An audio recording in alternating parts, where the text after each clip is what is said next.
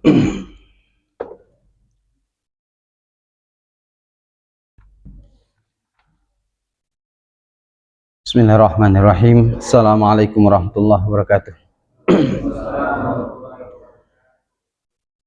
Innal hamdalillah nahmaduhu wa nasta'inuhu wa nastaghfiruh. Na'udzu billahi min syururi anfusina wa min sayyiati a'malina.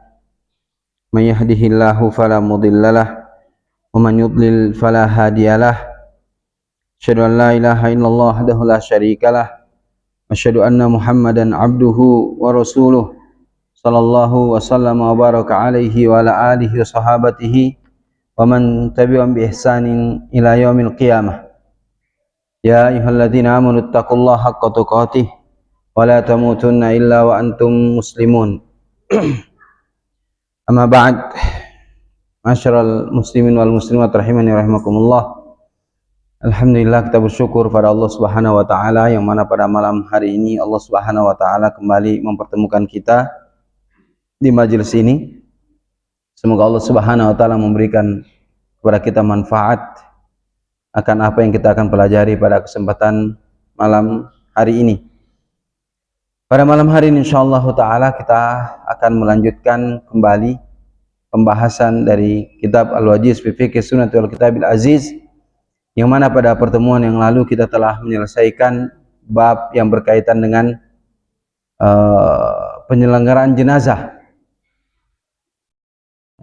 yang mana bab tentang penyelenggaraan jenazah ini merupakan bagian terakhir dari fiqhul ibadah yang ditulis oleh Syekh Abdul Azim Al-Badawi hafizallahu taala, yang mana kebiasaan para ulama dalam menulis kitab-kitab fikih biasanya mereka mendahulukan bab-bab yang berkaitan dengan ibadah, kemudian setelah itu mereka menyebutkan hal-hal yang berkaitan dengan masalah muamalat. Setelah itu mereka biasa menyebutkan jinayat, kemudian at'imah, berkaitan dengan makanan. Pada malam hari ini insyaallah ta'ala kembali kita akan membahas, yaitu pembahasan tentang berkaitan dengan muamalat, ya, hubungan interaksi antara sesama manusia. Di antara hal yang berkaitan dengan muamalat itu adalah pembahasan tentang nikah. Meskipun sebenarnya beberapa tahun yang silam kita pernah membahas pembahasan ini, ya, namun belum selesai waktu itu, ya, karena COVID sehingga kita tidak bisa menyelesaikannya, atau ada hal-hal yang lain waktu itu sehingga kita tidak menyelesaikan bab nikah ini. Namun tidak mengapa, pada malam hari ini kembali kita mengulas yang berkaitan dengan hukum-hukum nikah yang disebutkan oleh muallif dalam kitabnya. Beliau mengatakan kitabun nikah, kitab atau pembahasan, kumpulan-kumpulan pembahasan yang berkaitan dengan bab nikah. Tentu pembahasan ini tidak hanya penting bagi orang yang belum menikah, tapi tentunya bagi yang sudah menikah juga pembahasan ini adalah pembahasan juga yang sangat penting. Ya, karena kita mungkin punya anak yang suatu saat dia akan menikah, atau mungkin bapak-bapak yang sudah tua yang masih berjiwa muda ingin nikah lagi, maka penting belajar bab ini.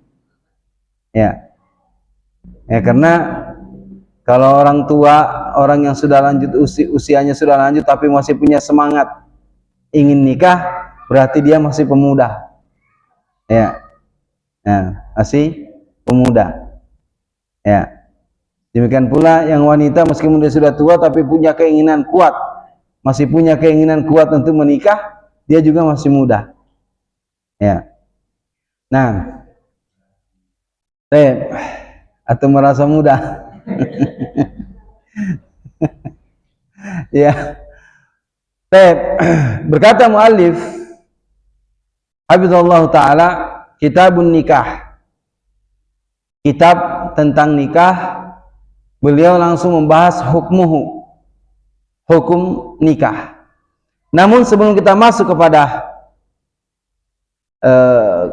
hukum-hukum yang berkaitan dengan nikah, maka sedikit kita kembali membahas atau mengulas tentang definisi nikah. Ya. Para ulama memberikan definisi nikah. Ya, di beberapa yang saya lihat, ya mereka memberikan beberapa definisi yang berbeda tapi memiliki mana yang sama. Ya. Tapi insya Allah nanti kita akan sebutkan definisikan menurut beberapa ulama madhab. Jaket anak di motor ya. Hujan. Baik. An-nikah. Tentu kata nikah itu jelas bahasa Arab. Ya. Nikah ini kalau dalam bahasa Arab adalah disebut dengan isim masdar. Nah. Ya, secara bahasa nikah itu sebenarnya disebutkan untuk ungkapan al-wat'u wal aqdu. Wat ini berhubungan. Ya, hubungan suami istri. Jadi kata nikah itu sebenarnya dimutlakan atau diungkapkan untuk menunjukkan al-wata'. Al-wata' ini apa? Hubungan suami istri. Ya, wal aqdu, dan juga dimutlakan atau disebut untuk menggunakan kata akad. Ya. Jadi nikah itu sendiri sebenarnya adalah akad, ikatan. Ya. Jadi kata nikah ini bisa mengandung dua makna. Bisa berarti al-wata', hubungan intim, bisa juga berarti akad. Ya. Dicontohkan, kalau seorang mengatakan nakaha fulanun zaujatah, si fulan, si A menikahi istrinya. Si fulan atau si A menikahi istrinya. Berarti di sini maksudnya apa, Pak? Si fulan menikahi istrinya. Apa? Iya, menggauli. Menggauli. Ya. Ya.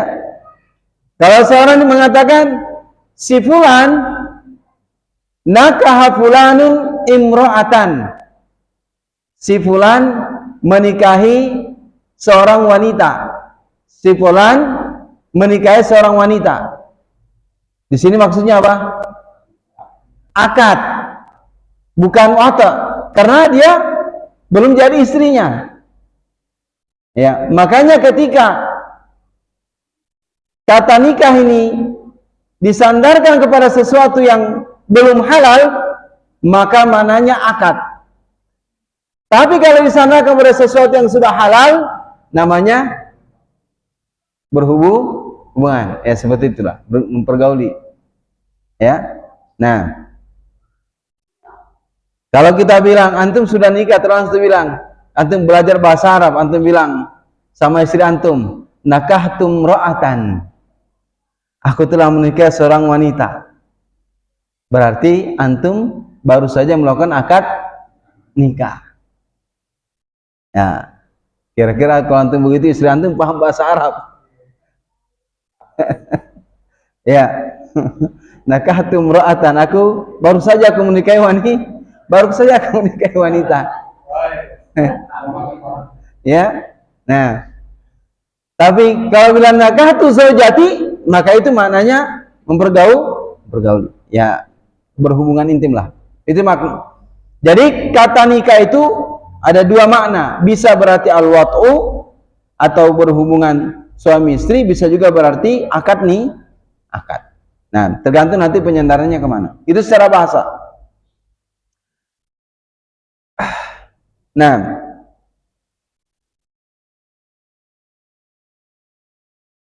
dan di dalam Al-Quran, ya, di dalam Al-Quran itu dua makna ini disebutkan. Ya, misalkan Allah berfirman dalam surah An-Nisa ayat 3. Fankihu ma tabalakum minan nisa. Nikahilah yang baik atau yang cocok untuk kalian dari kalangan wanita. Di sini maksudnya apa? Nikahilah yang baik atau yang cocok untuk kalian dari kalangan wanita. Di sini mananya adalah akad. Ya. Dalam surah Al-Baqarah 230, hatta tankiha zaujan ghairah, hingga kamu menikahi istri yang lainnya. Dalam surah Al-Baqarah 230, hatta tankiha zaujan ghairah. Ya. Di sini juga sampai engkau menikahi wanita yang atau istri yang lain. Ya, di sini juga bisa berarti ya al-akad. Ya. Nah, yang jelas di sini penggunaan kata nikah itu memiliki dua makna secara bahasa. Adapun menurut istilah, ya, para ulama sepakat, ya, para ulama bersepakat tentang definisi nikah menurut istilah, yaitu adalah aqdun yustabahu bihil wat'u bainar rajuli wal mar'ati ala wajhil masyru'. Ya.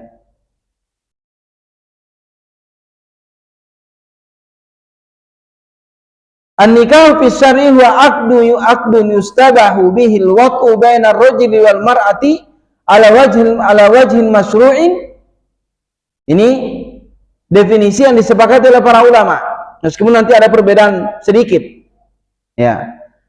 Secara syariat atau secara istilah, nikah itu adalah suatu akad yang dengannya dibolehkan berhubungan intim, ya, antara seorang laki-laki dan seorang perempuan dengan tujuan yang disyariatkan. Ya. Akad yang dengannya membolehkan berhubungan intim antara seorang laki-laki dan seorang wanita dengan tujuan yang disyariatkan. Ya. Meskipun para ulama, terutama ulama mazhab yang masyhur, mazhab yang 4, itu memberikan sedikit definisi yang berbeda. Ya. Seperti misalkan mazhab Malikiyah, ya, itu memberikan definisi begini. Ya, aqdun wada'ahu syari liyufida halal usrati bainar rajul wal mar'ati ala wajhin masyru'in biqasdi tanasul wa ta'awun ala sunil hayah. Kata Imam Malik atau dalam mazhab Malikiyah memberikan definisi akad itu adalah suatu akad yang diletakkan oleh syariat, suatu akad yang dibuat oleh pembuat syariat untuk memberikan manfaat, menghalalkan hubungan antara laki-laki dan perempuan dengan tujuan yang disyariatkan. Biqasdi tanasul, dengan tujuan mendapatkan keturunan. Ya. Wa ta'awuni ala syu'unil haya, dan saling tolong menolong dalam urusan kehidupan. Ini dari mazhab Malikiyah mengatakan demikian. Ya, yang pertama yang definisi yang sudah kita sampaikan tidak jauh beda, cuma ada tambahan sedikit. Ya.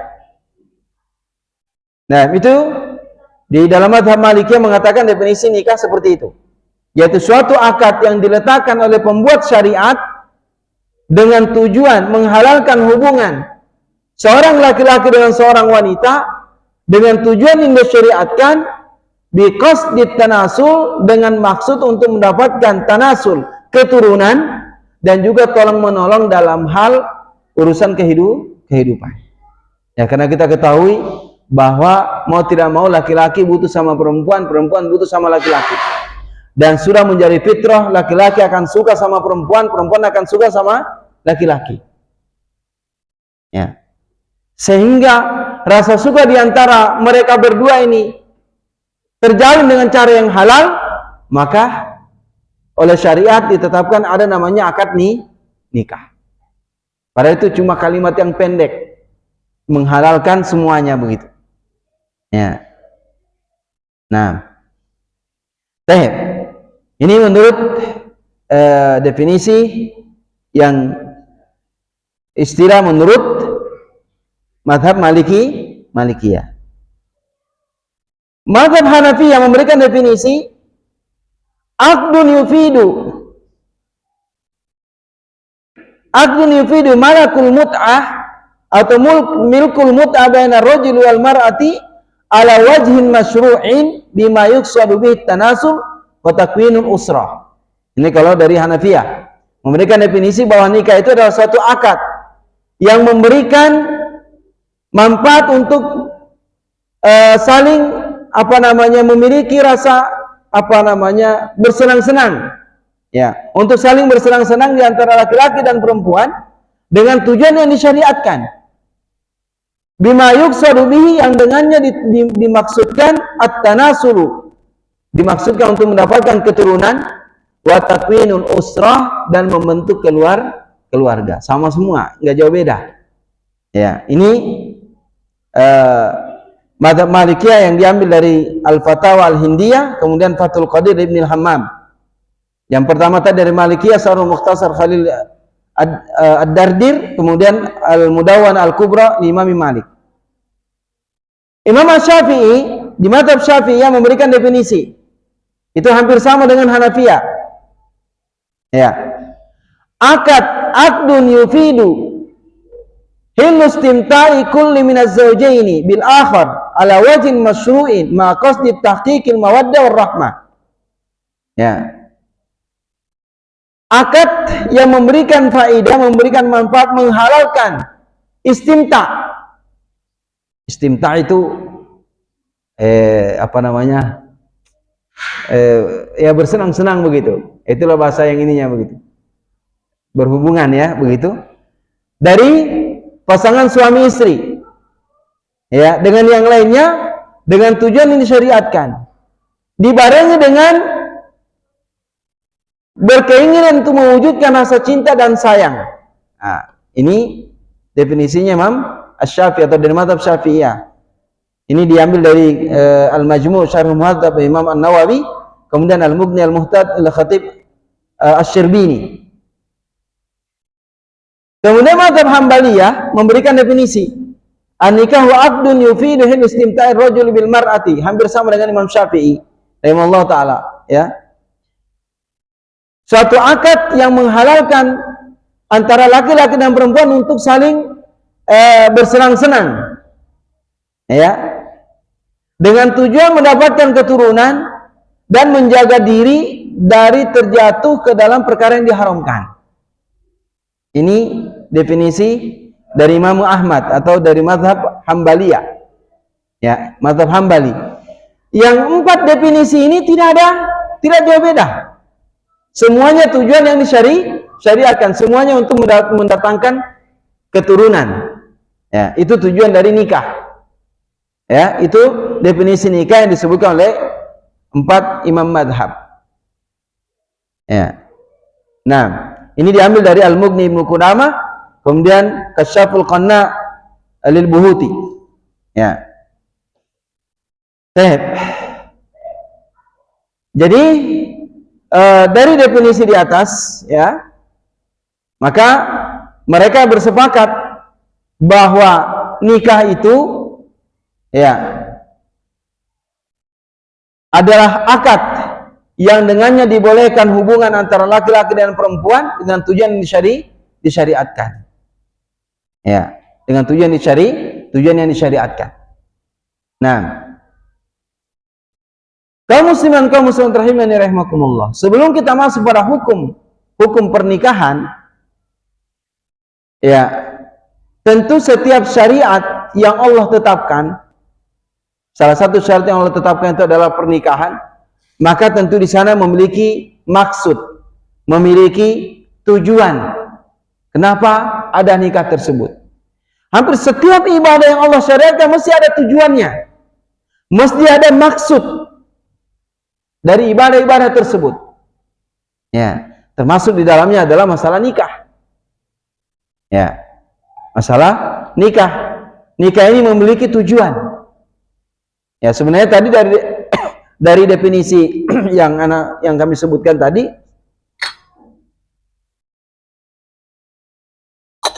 dari definisi yang disebutkan itu sudah terlihat di sana di antara tujuan dari nikah itu sendiri. Ya. Para ulama menyebutkan tadi dari definisi itu kita melihat ya tentang definisi tujuan dari pernikahan. Para ulama mereka bersepakat ya bahwa nikah itu bukan hanya tujuannya memuaskan naluri kemanusiaan, ya, memuaskan ya syahwat manusia, tapi ada tujuan-tujuan yang lain, ya, tujuan-tujuan yang mulia. Apa itu? Yang pertama, hifdzun nasl, menjaga generasi, menjaga keturunan, ya, ya. Ini ya mengamalkan firman Allah Subhanahu wa taala, mengamalkan sabda Nabi sallallahu alaihi wasallam yang diriwayatkan Imam Abu Daud dan disahihkan oleh Syekh Al-Albani rahimahullah taala. Ya, kata Rasulullah SAW, tanakahu wa takatharu fa inni ubahi bikumul umam yaumal qiyamah. Apa kata Nabi kita SAW? Tanakahu, saling menikahlah kalian, wa takatharu, dan perbanyaklah jumlah kalian. Fa inni ubahi bikumul umam, karena sesungguhnya aku berbangga dengan banyaknya kalian nanti pada hari kiamat. Ya, Nabi senang kalau umatnya itu menikah. Ya, kenapa? Dengan pernikahan itu akan mendapatkan keturunan yang sah, akan menjaga keturunan, menjaga generasi.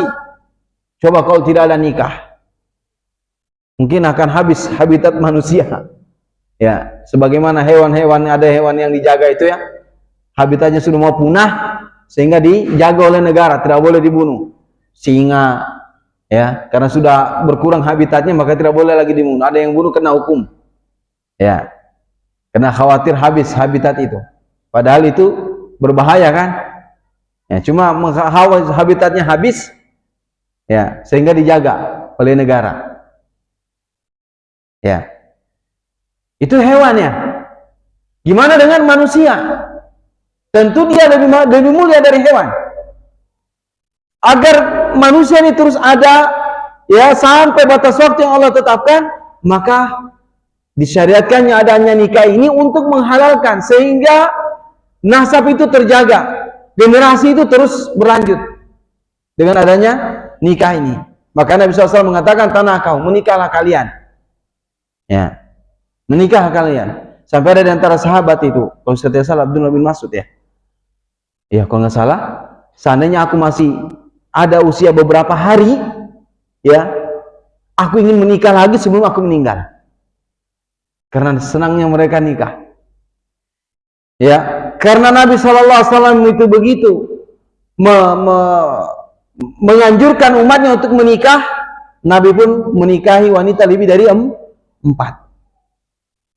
Ya, namun meskipun ini kekhususan bagi Nabi. Ya. Mungkin dorongan dari syariat untuk menikah. Ya. Nah, jadi kalau sudah mampu menikah, ya, menikahlah. Nabi itu senang kalau kita menikah. Ya, senang kalau kita menikah. Ya. Nah, ini diantara tujuannya. Ya.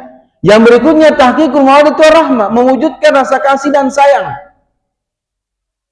di antara laki-laki dan perempuan. Maka tidak didapati rasa cinta dan sayang yang paling kuat kecuali dalam pernikahan. Ya. Makanya rasa cinta dan sayang ini jangan sampai dituangkan atau dilampiaskan pada sesuatu yang tidak dihalalkan. Ya. Terlebih di zaman ini, ya, mana hubungan antara laki-laki dan perempuan sudah seakan-akan sudah tidak ada batas lagi. Laki-laki dan perempuan, ya, Bahkan sudah tidak ada malu lagi kalau dia nikah itu hamil karena dia sudah hamil di luar nikah. Seakan-akan sudah tidak ada rasa malu itu, Bu. Meskipun mungkin orang tuanya marah kalau lihat anaknya begitu, tapi dia biarkan juga gitu. Ya. Nah, maka untuk mewujudkan rasa cinta dan sayang antara laki-laki dan perempuan, maka disyariatkannya nikah. Dan ayat yang masyhur sekali ya, ayat yang sangat masyhur sekali yang sering ditulis di surat-surat undangan, meskipun sebenarnya tidak disyariatkan untuk menulis itu di kertas undangan, karena dia khawatirkan akan menyia-nyiakan ayat-ayat Allah Subhanahu wa Ta'ala, dimasukkan ke tong sampah. Tidak syariatkan tulis-tulis itu di kertas undangan. Ya. Allah Subhanahu wa Ta'ala berfirman dalam surah Rum ayat 21, "Wa min ayatihi an khalaqalakum min anfusikum azwajan litaskunu ilaiha wa ja'ala bainakum mawaddatan wa rahmah." Dan di antara tanda-tanda kebesaran Allah, Dia menciptakan untuk kamu dari diri kamu sendiri pasanganmu, agar engkau merasa tentram kepadanya. Wa ja'ala bainakum mawaddatan wa rahmah, dan Dia menjadikan antara kalian, antara kamu itu rasa cinta dan sayang. Ya. Inna fi dzalika laayatin liqaumin yatafakkarun. Sesungguhnya pada hal demikian itu ada ayat bagi orang-orang yang mau berpikir. Ya. Ini kaum muslimin dan kaum muslimat rahimani rahimakumullah. Ya, untuk mewujudkan rasa cinta dan sayang yang halal, maka antara laki-laki dan perempuan maka menikah. Ya. Kemudian yang keempat, yang ketiga, di antara tujuan dari adanya disyariatkannya pernikahan atau menikah, hifdzul farji wa ghaddil basar. Tujuannya apa? Untuk menundukkan, menjaga kemaluan. Ya. Kemudian menundukkan pandangan. Ya. Berdasarkan sabda Nabi SAW, "Ya ma'asyaras syabab, man istata'a minkumul ba'ata falyatazawwaj, fa innahu aghaddu lil basar wa ahsanu lil farj." Ya, Rawal Bukhari wa Muslim. Wahai para pemuda, siapa di antara kalian yang sudah mampu untuk menikah, ya, maka hendaknya dia menikah. Fa innahu aghaddu lil basar, karena itu lebih menundukkan pandangan, wa ahsanu lil farji, lebih menjaga kemaluan. Ya. Lebih menjaga kemaluan. Nah, agar tidak terjerumus dalam perbuatan zina, maka menikah. Ya. Ya, menikah. Ini diantara ya tujuan adanya syarat pernikahan tersebut. Betul, menikah itu menundukkan pandangan. Tapi ada juga yang sudah menikah masih pandangannya ya jelalatan ke sana dan ke sini gitu. Ya. Nah, ya terlebih khusus ya di zaman ini. Ya. Terlebih khusus di zaman ini, ya tetap harus, meskipun kondisi begitu, tetap harus berusaha menjaga pandangan. Salah satu untuk agar pandangan kita terjaga adalah dengan menikah. Itu salah satu. Ya, meskipun ya tentunya artinya di luar juga masih ada juga yang begitu ya. Ya apalagi kalau sudah megang HP, ya megang gadget, itu kan ketika kita buka pasti keluar tuh gambar-gambar iklan lah namanya, atau macam-macam lah yang keluar. Ya. Nah caranya untuk melampiaskan itu ya mendatangi istri. Ya. Nah, wahsanul farji, menjaga kemaluan. Nah, ini kaum muslimin dan kaum muslimat rahimani rahimakumullah, beberapa dari tujuan pernikahan. Sebenarnya banyak ya, untuk menyalurkan naluri manusia secara halal.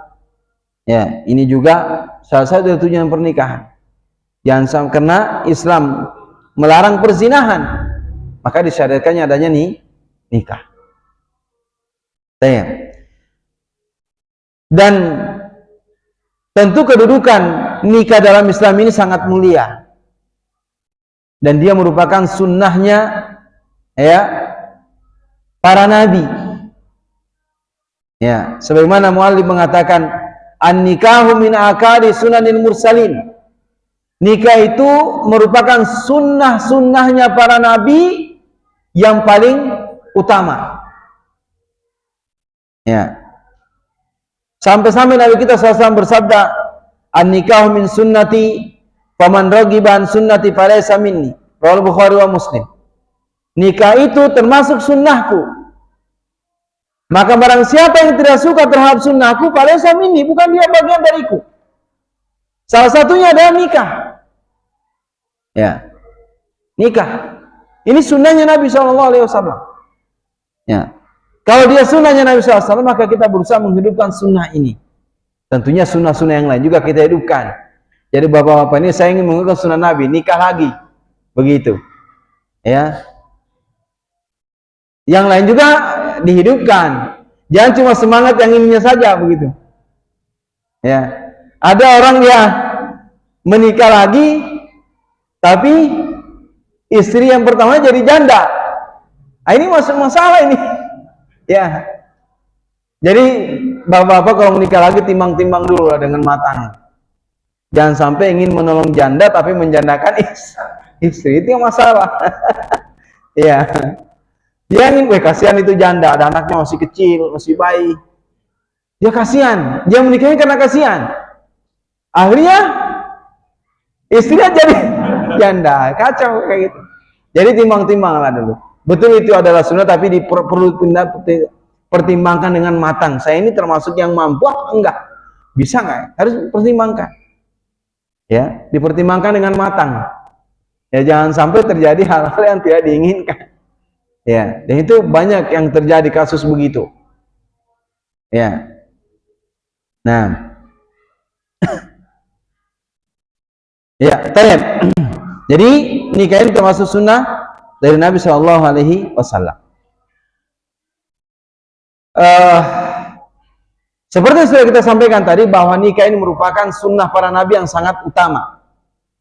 Ya, sebagaimana Allah SWT berfirman dalam surah Ar-Ra'd ayat 38 yang disebutkan oleh muallif dalam kitab ini, walaqad arsalna rusulan min qablika wa ja'alna lahum azwajan wa dzurriyyah. Dan sungguh kami telah mengutus para rasul sebelum kamu wahai Muhammad, dan kami jadikan untuk mereka pasangan-pasangan, wa dzurriyyah, dan keturunan-keturunan. Jadi kaum muslimin dan kaum muslimat rahimakumullah, kalau melihat secara zahir ayat ini, bahwa seluruh nabi yang Allah utus itu semuanya punya istri. Dan mereka punya anak. Cuma ada yang kita tahu nama istrinya, ada yang kita nggak tahu. Yang jelas bahwa seluruh nabi dan rasul yang Allah utus itu semuanya punya pasangan, punya istri. Berdasarkan ayat ini dalam surah Ar-Ra'd ayat 38 menunjukkan bahwa nikah itu merupakan perkara yang sangat penting, tinggi kedudukannya dalam agama kita. Ya. Nah, oleh karena itu muallif mengatakan wa yukrahu tarku li ghairi udhrin, dan makruh meninggalkan nikah tanpa udzur. Makruh meninggalkan nikah tanpa udzur. Berarti kalau ada udzur, ya boleh nanti dilihat udzur-udzur apa saja. Ya. Nah, jadi makruh meninggalkan nikah tanpa udzur. Setidak-tidaknya ada 5 hukum. Ada 5 hukum yang disebutkan oleh para ulama, ya, tentang hukum nikah ini. Namun hukum asalnya nikah itu adalah mubah dan istihbab, mubah dan disunnahkan, itu hukum asalnya mubah. Karena nikah ini asalnya adalah perkara dunia. Maka hukum asal nikah mubah. Namun hukum ini bisa berubah tergantung dengan kondisi seseorang. Ya, itu nanti berubah. Ada yang dia disunnahkan, ada dia mubah, ada bagi dia wajib, ada bagi dia nikah itu makruh. Bahkan ada bagi dia nikah itu haram. Ya, tapi hukum asal mubah. Ya, atau istihbab, disukai. Begitu. Namun hukum mubah atau istihbab ini bisa berubah tergantung kondisi orang tersebut. Ya. Ada yang dia bisa wajib bagi dia menikah, bisa menjadi sunnah bagi dia untuk menikah, bisa menjadi makruh bagi dia untuk menikah, bisa jadi haram bagi dia untuk menikah. Ya, Imam Asy-Syafi'i rahimahullah taala dalam kitabnya di dalam kitab ya, kalau tidak salah beliau menyebutkan di sana. Beliau menyebutkan 5 hukum nikah. Imam Ahmad disebutkan dalam kitab Al-Mughni Ibnu Qudamah yang bermadzhab Hambali, beliau menyebutkan setidaknya 3 hukum nikah. Ya, nanti insya Allah kita akan sebutkan. Ya. Baik. Makruh hukumnya meninggalkan nikah tanpa ada uzur. Berdasarkan hadis Nabi SAW dari Anas bin Malik, beliau berkata, "Ja'a salasatu rahtin ila buyuti azwajin Nabi SAW, yas'aluna ibadatin Nabi SAW." Ya, ada 3 orang ya datang ke rumah Nabi ke rumah istri-istri Nabi SAW. Mereka menanyakan tentang ibadah Nabi. Jadi 3 orang sahabat ini datang ke rumah istri-istri Nabi, datang bertanya kepada istri-istri Nabi tentang ibadahnya Nabi. Tentu yang paling tahu ibadahnya Nabi adalah istri-istrinya. Mereka 3 orang ini datang. Ya. Lalu menanyakan kepada istri-istri Nabi tersebut tentang ibadah Nabi SAW. Falamma ukhbiru, tatkala mereka telah dikhabarkan tentang ibadahnya Nabi, kanam taqalluha, seakan-akan mereka itu menganggap bahwa ibadah kita ini tidak ada apa-apanya dibandingkan dengan Nabi. Ya. Menunjukkan bahwa para sahabat itu orang yang semangat beribadah. Ibadahnya mungkin sudah banyak, namun mereka masih merasa sedikit kalau dibandingkan dengan ibadahnya Nabi. Ya, di sini fawaid dari hadis ini bahwa para sahabat itu orang-orang yang semangat dalam ibadah. Ketika mereka mendapatkan informasi dari istri-istri Nabi tentang ibadah Nabi, dan mereka menganggap ibadah mereka itu tidak ada apa-apanya begitu, faqalu wa aina nahnu min Rasulullah SAW, di mana ini kedudukan kita dari Rasulullah SAW? Qad ghufirallahu ma taqaddama min dzambi, dia dosanya sudah diampuni, dosa-dosa beliau telah diampuni, dan dosa yang akan datang juga sudah diampuni. Lalu berkata salah seorang dari mereka, amma ana fa ana usolli laila abada. Berkata salah seorang dari mereka ini, adapun saya maka saya akan sholat malam terus. Saya tidak akan tidur. Saya akan sholat malam terus. Ya. Lalu yang satunya lagi, yang lainnya mengatakan, ya, ana wa qala akhar, ana asumud dahr wala uftir. Saya akan berpuasa terus dan aku tidak akan berbuka. Ya, berarti mereka ini orang-orang yang kuat puasa. Ya. Orang-orang yang kuat, yang jauh lambung mereka dari tempat tidur. Tatajafa junuhum anil madaji. Para sahabat itu orang-orang yang lambung-lambung mereka jauh dari tempat tidur. Mereka menunjukkan dari hadis ini, menunjukkan mereka itu orang-orang yang kuat ibadah, kuat bangun sholat malam. Sampai ada di antara sahabat itu, atau di antara sahabat itu ketika sholat malam, saking ininya dia sampai harus berpegang pada suatu benda begitu agar dia bisa bertahan berdiri di waktu malam. Menunjukkan para sahabat itu orang-orang yang kuat ibadah. Ya, dan sifat-sifat mereka disebutkan dalam Al-Quran. Dalam surah Sajdah yang saya sebutkan tadi, tatajafa junuhum anil madaji, jauh lambung-lambung mereka di tempat tidur. Nah, padahal mereka sudah banyak ibadah, tapi masih merasa ibadah mereka itu sedikit. Ya, dan yang lain berkata lagi, ya, ana atazilun nisa, saya akan menjauhi wanita. Yani saya tidak akan menikah. Saya akan menjauhi kaum wanita. Maka tatkala informasi ini sampai di telinga Nabi SAW, apa kata Nabi SAW? Faqal antumul ladzina qultum kadza wa kadza. Kalian kayak berkata begini dan begini. Amma wallahi inni la akhsyakum lillah. Adapun saya sesungguhnya demi Allah, saya adalah orang yang paling takut di antara kalian kepada Allah Subhanahu wa taala. Wa atqakum lah, dan aku yang paling bertakwa. Walakin yasumu wa uftir, akan tetapi saya berpuasa, saya juga berbuka. Wa sholli wa arqud, saya juga sholat, saya juga tidur. Wa tazawwaju nisa, dan saya juga menikahi wanita. Apa kata Nabi? "Faman raghiba an sunnati falaysa minni." Siapa yang enggan dengan sunnahku maka dia bukan dari golonganku. Ya. Dari hadis ini kaum muslimin dan kaum muslimat rahimani rahimakumullah, makruh meninggalkan nikah tanpa ada uzur syar'i. Tanpa ada uzur. Kalau kita nggak ada uzur, kita mampu untuk nikah, maka menikah. Ya, menikah. Ya, jangan biarkan diri kita berlama-lama dalam membujang begitu. Ya, jangan. Ya, saya nanti aja saya nikah, usia 30 tahun lah. Ya, nanti kalau usia 30 tahun antum nikah, nanti anak antum nggak sempat berbuat baik sama antum, udah meninggal gitu. Ya. Makanya di antara para sahabat ada yang nikahnya ya di usia-usia yang muda begitu. Ya, kalau kita sekarang, kalau di negeri kita ada undang-undangnya ya. Sekarang kalau tidak salah 19 tahun minimal sekarang itu. Ada aturan di negeri kita yang mungkin diteliti oleh mereka, mungkin itu usia-usia sudah mulai matang lah begitu. Ya, sehingga pemerintah kita membuat sebuah aturan minimal 19 tahun. Sebelumnya kan 18 tahun.